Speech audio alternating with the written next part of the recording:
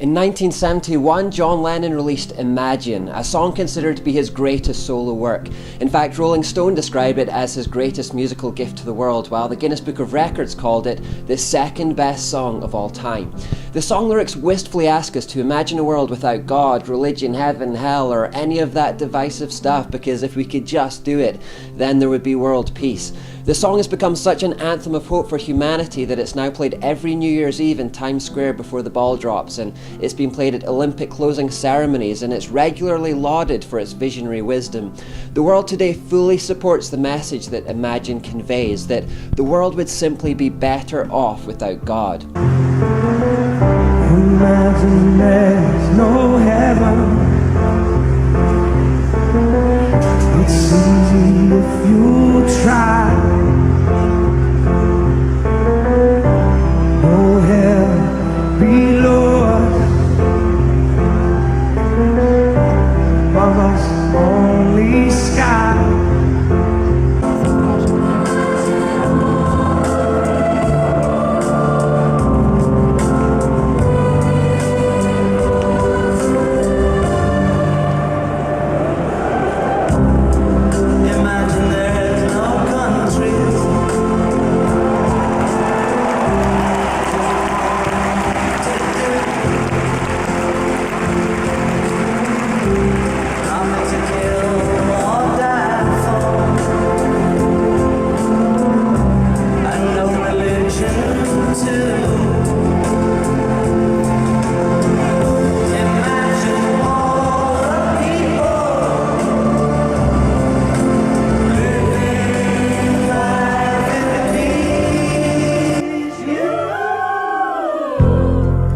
They say I'm a dreamer,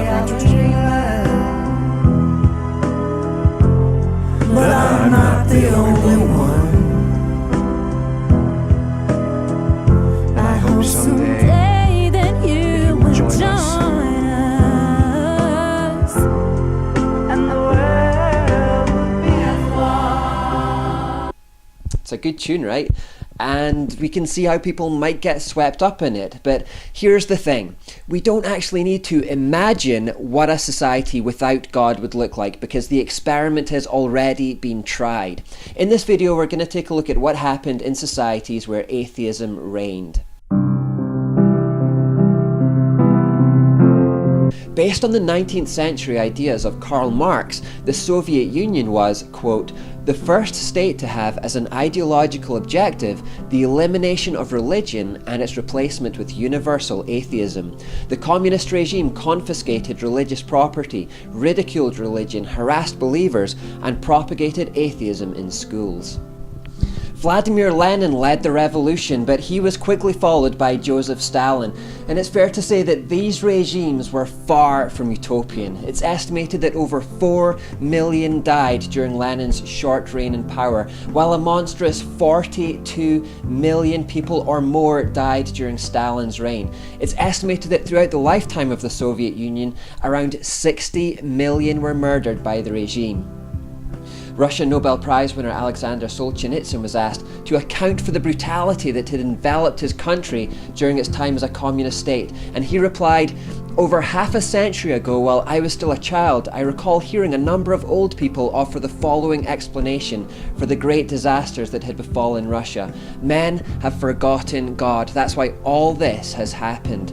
Since then, I have spent well nigh 50 years working on the history of a revolution. In the process, I have read hundreds of books, collected hundreds of personal testimonies, and have already contributed 8 volumes of my own toward the effort of clearing away the rubble left by that upheaval.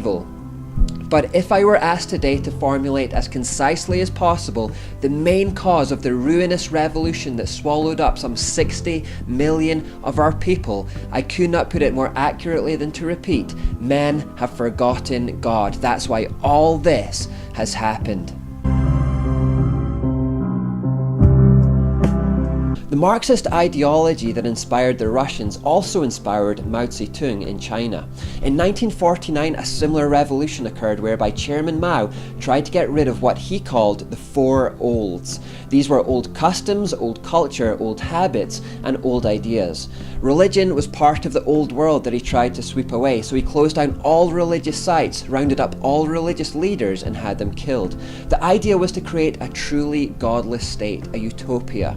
Like John Lennon, Chairman Mao imagined no religion, no hell below us and above us only sky, but it didn't create utopia.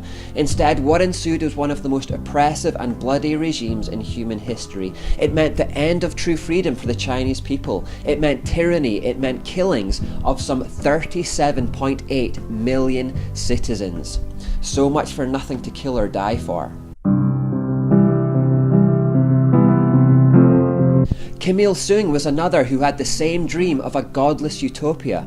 So in 1948 he instigated the Democratic People's Republic of Korea, or as we know it today, North Korea. Taking the cult of personality to new levels, he projected a godlike status onto his subjects. North Korea from then on became one of the most closed, oppressive, and frankly bizarre nations in the world. Because it still maintains that status until this very day under his offspring, official figures are hard to estimate, but it's conservatively believed that 3 million died under Kim Il-sung's reign alone. Kim Jong-il and Kim Jong-un have kept up the levels of brutality to this very day.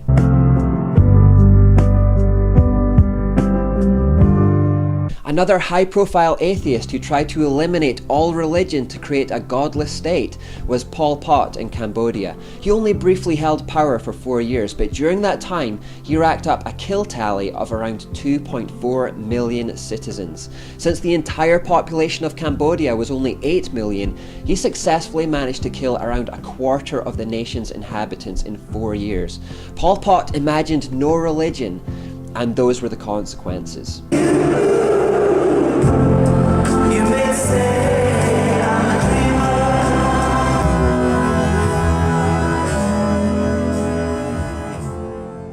The 20th century was the bloodiest of all time, and it was the bloodiest because of these attempts by humanity to create godless states. Professor R.J. Rummel conservatively estimates that between 1917 and 1987, some 110 million people died at the hands of such regimes. The upper estimates are around 259 million. It's not just communism that's to blame either. One of history's earliest attempts to abolish God was the French Revolution.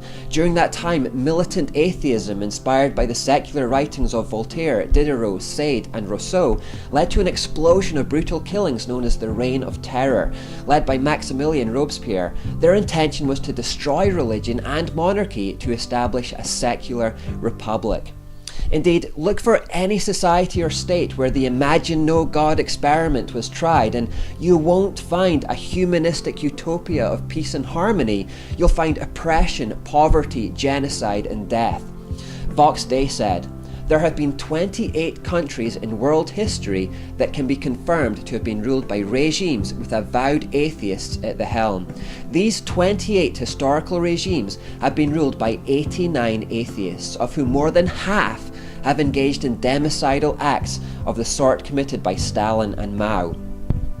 The total body count for the 90 years between 1917 and 2007 is approximately 148 million dead at the bloody hands of 52 atheists, 3 times more than all the human beings killed by war, civil war, and individual crime in the entire 20th century combined. The historical record of collective atheism is thus 182,716 times worse on an annual basis than Christianity's worst and most famous misdeed, the Spanish Inquisition. It is not only Stalin and Mao who were so murderously inclined, they were merely the worst of the whole hellbound lot. For every Pol Pot whose infamous name is still spoken with horror today, there was a Mengistu, a Beirut, and a Choibalsan, godless men whose names are now forgotten everywhere but in the lands where they once ruled with a red hand. Is a 58% chance that an atheist leader will murder a noticeable percentage of the population over which he rules sufficient evidence that atheism does in fact provide a systematic influence to do bad things?